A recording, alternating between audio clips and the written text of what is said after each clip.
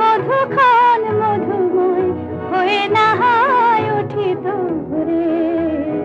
একজন নারী যিনি আলো থেকে সরে গিয়েও হয়ে উঠেছিলেন কিংবদন্তি। 1931 সালের 6 এপ্রিল তৎকালীন পাবনায় জন্ম। নাম ছিল রোমা দাশগুপ্ত, যিনি পরবর্তীতে ভারতীয় সিনেমায় পেল এক অনন্য নাম সুচিত্রা সেন। 1952 সালে শেষ কোথায় ছবির মাধ্যমে রূপালী পর্দায় পা রাখেন সুচিত্রা সেন। খুব অল্প সময়ে তিনি হয়ে ওঠেন দর্শকের ভালোবাসার কেন্দ্রবিন্দু। মহানায়ক উত্তম কুমারের সঙ্গে তার জুটি বাংলা সিনেমায় তৈরি করে ইতিহাস। গান সবাই শুনেছে,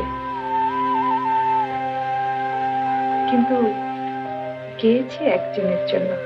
তিনি ছিলেন প্রথম ভারতীয় অভিনেত্রী যিনি আন্তর্জাতিক পুরস্কার অর্জন করেন। তবে স্টারডমের শিখরে পৌঁছেও তার ব্যক্তিগত জীবন রয়ে যায় আলো ছায়ার আড়ালে। 1978 সালে চূড়ান্ত জনপ্রিয়তার শিখরে থেকেও হঠাৎ করেই সিনেমা ও জনসম্মুখ থেকে সরে যান সুচিত্রা সেন। তবে কেন এই সিদ্ধান্ত, সে প্রশ্নের উত্তর আজও অজানা। জীবনের শেষ সময়টুকু তিনি কাটান সম্পূর্ণ নিভৃতেই। 2014 সালের 17 জানুয়ারি কলকাতায় শেষ নিঃশ্বাস ত্যাগ করেন মহানায়িকা সুচিত্রা সেন।